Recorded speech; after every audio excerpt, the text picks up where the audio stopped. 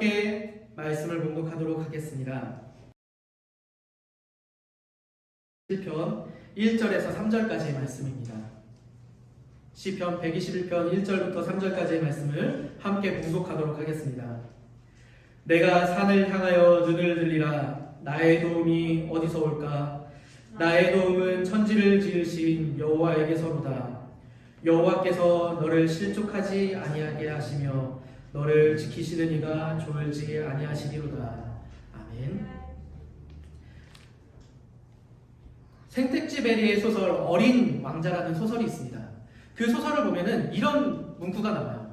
사랑은 마주보는 것이 아니라 함께 같은 곳을 바라보는 것이라고 합니다. 연인이나 부부 사이 같은 사랑하는 남녀 사이에서 함께 같은 곳을 바라본다는 것은 참 중요한 것 같아요. 함께 같은 곳을 바라본다는 의미는 같은 목표를 세우고 그 목표를 향해서 나아간다, 그 목표를 위해서 살아간다 하는 의미가 되는 것이에요. 만약에 부부나 남자친구, 여자친구가 만나서 같은 곳을 바라보는 게 아니고 만약에 계속해서 마주보고 있다고 한다고 생각해 보시기 바랍니다. 우리 모두 다 연애의 경험이 있을 수도 있고 없을 수도 있겠죠. 그리고 뭐 결혼하신 분들은 많은 경험들을 이미 하셨을 거라고 생각하고 있습니다. 그런데 사람과 사람이 만났을 때, 특히 남자와 여자가 만났을 때 서로 마주보고 있는다는 것은 참 좋아요. 콩깍지가 끼어있을 때까지는요. 그렇죠? 그런데 이 콩깍지가 끼어있을 때는 뭘 해도 아름다워 보여요. 그런데 이 콩깍지가 벗겨지는 그 순간이 오면은 사랑의 균형이 어느 순간 깨질 때가 있잖아요. 누군가가 한 명이 더 사랑한다던가 누군가가 한 명이 덜 사랑한다던가 이러면은 그때부터 사랑이라는 관계가 피로감으로 다가올 때가 있어요. 그리고 균열이 생기고 다툼이 생길 수도 있어요. 그렇지 않은 경우도 많이 있지만 그런 경우들이 많아요.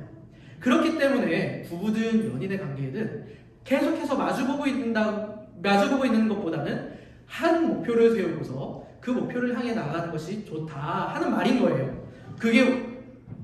그게 연인과 부부관계뿐만이 아니고 친구의 관계에서도 적용될 수 있어요. 또 우리 같은 신앙의 공동체에서도 이 이야기가 적용될 수 있어요.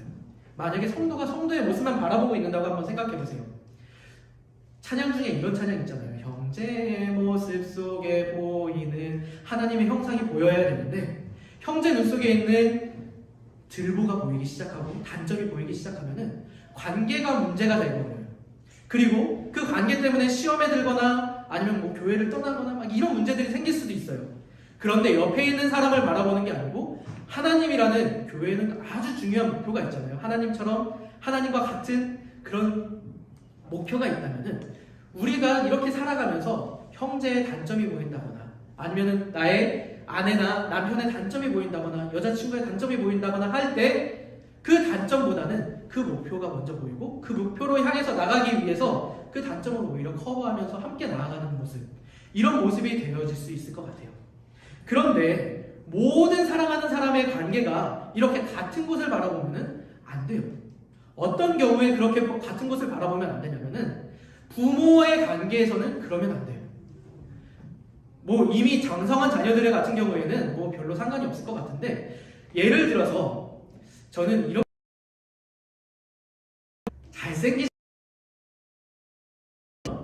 진짜 잘생기진 않았어요. 그래도 귀엽잖아요. 잘생기진 않은 귀여운 발금이 같은 경우에 이 아이가 이제 14개월이에요. 14개월이고 드디어 이 아이가 걷기 시작했습니다. 와, 14개월인데 너무 늦은 거 아닌가 싶은데 14개월에 걷는 아이, 뭐 그거보다 일찍 걸을 수도 있고 더 늦게 걸을 수도 있고 아이들마다 다른데 뭐 걷는 게 중요한 건 아니에요. 걷는 아이들이든 아니면 로이처럼 그렇게 잘 뛰어다니는 아이들 같은 경우 부모와 자녀가 같은 곳을 바라보고 있으면 어떻게 되죠? 부모님들을 잘 아시죠? 사고 납니다. 아이가 뭐를 하고 있던 간에 부모는 아이에게 시선을 고정하고 있어야 돼요. 왜냐면은 이제 또 발금이 예를 하나 들어보자면은 발금이가 지금 이제 처가댁에서 지내고 있는데 아이가 이렇게 혼자 조용히 뭔가를 하고 있으면은 대부분 부모님들은 예상하시죠? 아이가 혼자 조용히 뭔가를 하고 있으면은 분명 뭔가를 하고 있는 거예요. 발금이가 뒤를 돌아 앉아가지고 요즘에 뭔가 되게 열심히 한대요. 그래서 이렇게 쓱 하고 가보면은 물티슈 뚜껑을 열어가지고 그 하나씩 다 뽑고 있대요. 그거 아니면은 크리넥스를 한 장씩 뽑는다고 해요. 아이들은 한시라도 눈을 떼면은 무슨 짓을 할지 몰라요. 혹은 한시라도 눈을 떼면은 무슨 사고를 당할지 몰라요. 많이 다치잖아요, 아이들이. 그렇기 때문에 부모는 아이들에게 눈을 한시도 떼지 않고 고정을 해야 돼요. 그런데 아이들의 경우에는 그렇지 않아요. 아이들은 항상 부모를 바라보고 있지 않아요. 언제 부모를 바라보냐면은 자기가 필요할 때 부모들을 바라보고 있어요. 배가 고플 때, 기저귀가 불편할 때, 졸릴 때, 짜증날 때, 엄마가 뭔가를 해주기 바랄 때 아이들은 부모를 바라보고 있어요. 그런데 아이들이 부모를 바라보고 있을 때 부모님이 아이를 바라보고 있지 않으면은 뒤를 돌아 앉아서 물티슈를 뽑고 있는 거죠. 이런 관계가 바로 부모와 자식 간의 관계인데, 부모는 아이들이 사고를 칠까봐 바라보기도 하지만 사랑하기 때문에 바라보는 거잖아요. 사실 사랑하기 때문에 아이를 지켜주기 위해서. 아이들은 필요하기 때문에 부모를 바라보는 것이고요. 이런 관계가 바로 오늘 우리가 읽은 시편 121편 1절, 2절, 3절 그리고 그 이후에 나오는 말씀입니다. 한번 우리 다 같이 한번 더 말씀을 봐보자면은, 내가 산을 향하여 눈을 들리라. 나의 도움이 어디서 올고 나의 도움은 천지를 지으신 여호와께서 온다 라고 말을 하고 있어요. 이 시편의 저자는 지금 성전에 올라가고 있는 상황이에요. 왜 성전에 올라가냐면은 이스라엘의 성전은 산 위에 있어요. 그래서 성전으로 올라가면서 성전을 향해 바라보면서 이 찬양을 드리는 건데, 성전 위에 있는 그 하늘을 바라보면서 내가 산을 향하여 눈을 들리라. 하늘이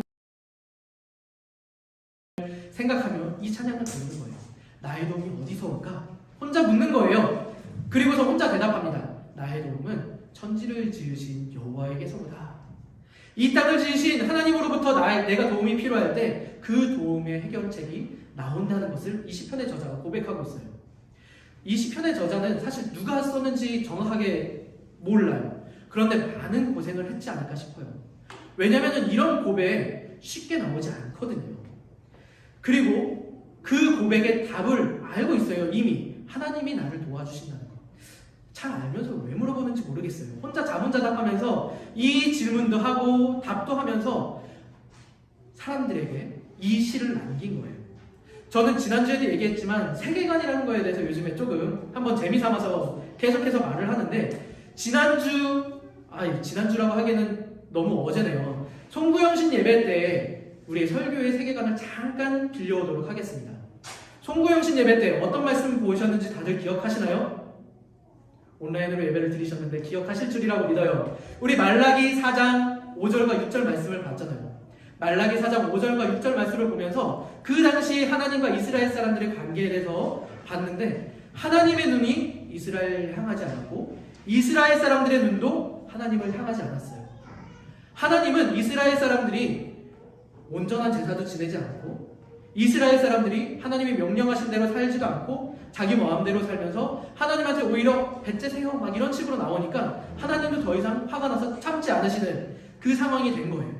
서로 간의 시선이 맞지 않아요. 하나님도 이스라엘을 향해 눈을 고정하고 계시지 않고 이스라엘도 하나님을 향해서 시선을 고정하고 있지 않아요. 이 안타까운 상황인 것입니다.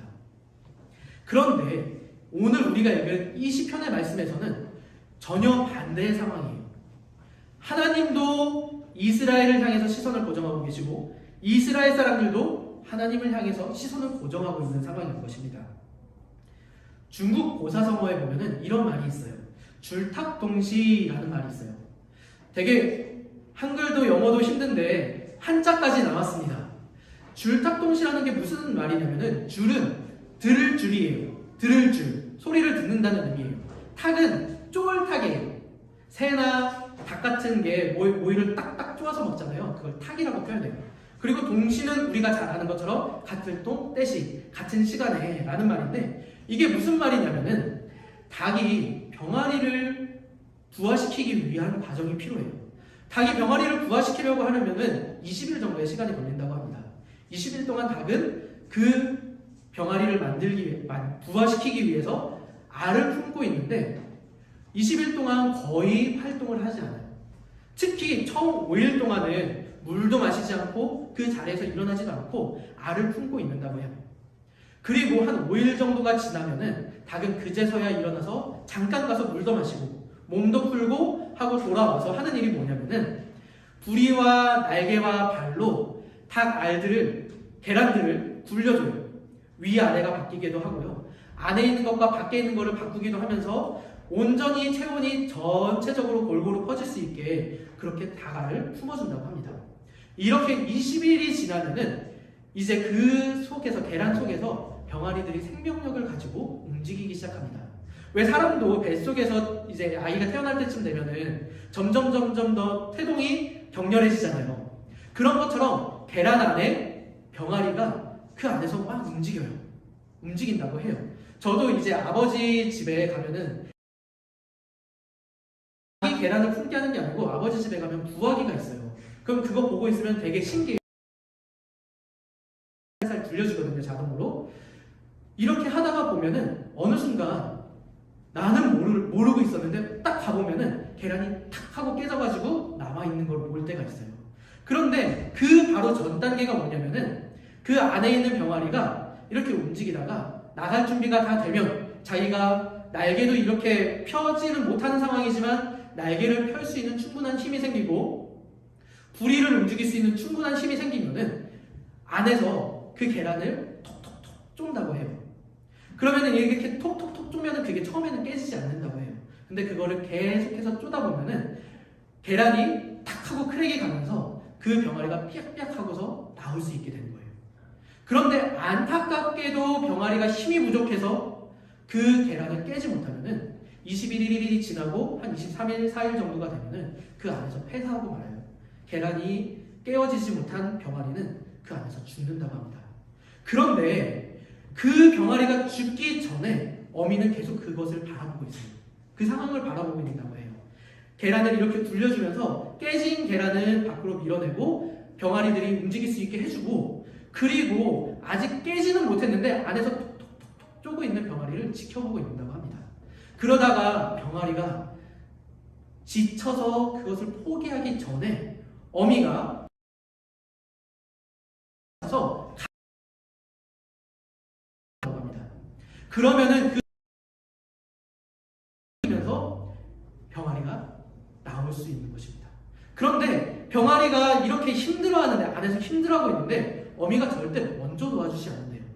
절대로 이른 시간에 도와주지 않는데요. 왜냐면은 자기 힘 스스로 깨고 나와야지 그 병아리가 온전하게 살아갈 수 있는 힘을 가지는데 미리 그거를 얘 힘들어서 어떻게 불쌍해서 어떻게 내가 빨리 도와줘야지 하고 딱 깨가지고 일찍 나오게 해주면은 오히려 병아리가 힘을 가지지 못해서 더 빨리 죽는다고 합니다. 이것이 바로 하나님과 사람의 관계예요.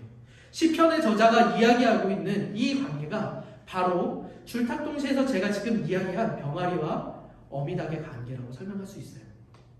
우리가 힘든 일들이 있어요.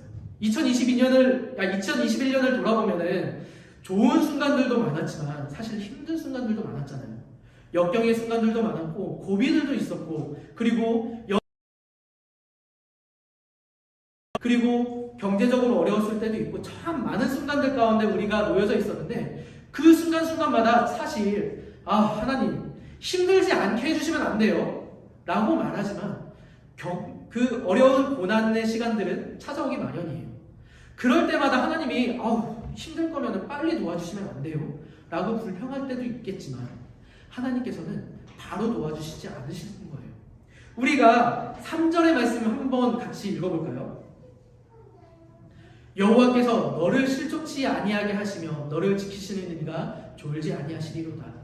우리가 힘든 상황 가운데 있어요. 그런데 하나님께서 도와주지 않으시는 것처럼 보일 때가 있겠지만 하나님께서는 졸지 않으신다는 거예요. 우리를 계속 지켜보고 우리를 향해 시선을 고정하고 계신다는 것입니다. 그리고 우리가 실족이라는 말이 뭐냐면 실족은 원래 이렇게 발이 뚝 하고 떨어져가지고 산 같은 곳에서 발이 떨어져가지고 다친다는 건데 넘어진다는 건데 우리가 포기하기 전에 우리가 더 지쳐서 쓰러지기 전에 하나님께서는 우리를 순간적으로 구원을 해주시는 거예요.